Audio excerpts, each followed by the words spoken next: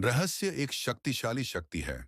प्रत्याशा और अनिश्चितता के बीच एक नाजुक नृत्य है जो आत्मा को जकड़ लेता है और जाने नहीं देता। अब कल्पना करें कि यह भावना पृथ्वी पर सबसे रहस्यमय सेटिंग्स में से एक में बढ़ गई है। एक ऐसी जगह है जहां रहस्य और छायाएं इतिहास के साथ जुड़ी हुई हैं। इटली में वेटिकन की कल्पना करें। सदियों पुराना शहर जो अपने पवित्र संस्कारों और छिपे रहस्यों के लिए जाना जाता है।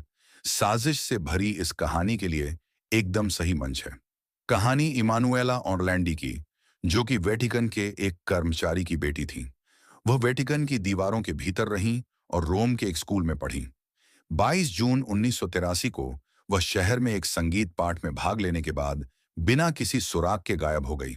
उस दिन इमानुएला हमेशा की तरह अपने बांसुरी पाठ के लिए गई थी। उसने अपनी बहन को पहले ही फोन किया और बताया कि एक व्यक्ति ने उससे संपर्क किया था और उसे एक कॉस्मेटिक ब्रांड के लिए विज्ञापन बांटने का काम देने की पेशकश की थी। अपने पाठ के बाद उसे आखिरी बार रोम के एक बस स्टॉप पर हरे रंग की बीएमडब्ल्यू में एक आदमी से बात करते हुए देखा गया था। वह आखिरी बार था जब किसी ने उसे देखा था। गायब होने से बड़े पैमाने पर जांच और मीडिया में हलचल मच गई।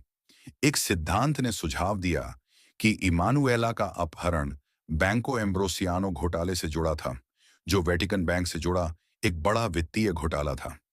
सिद्धांत के अनुसार वेटिकन पर बड़ी रकम चुकाने का दबाव बनाने के लिए उसका अपहरण किया गया था। कुछ लोगों का मानना था कि संभवतः फिरौती या अन्य उद्देश्यों के लिए स्थानीय अपराधी जिम्मेदार थे, लेकिन कोई ठोस सबूत कभी सामने नहीं आया। इमानुएला के लापता होने का रोम और इटली पर गहरा प्रभाव पड़ा।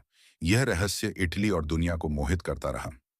2012 में जब एक पुजारी की कब्र खोली गई तो दिलचस्पी फिर से बढ़ गई और 2019 में वेटिकन ने एक सूचना के बाद वेटिकन सिटी के भीतर 2 कब्रें खोलीं, लेकिन कुछ भी निर्णायक नहीं निकला।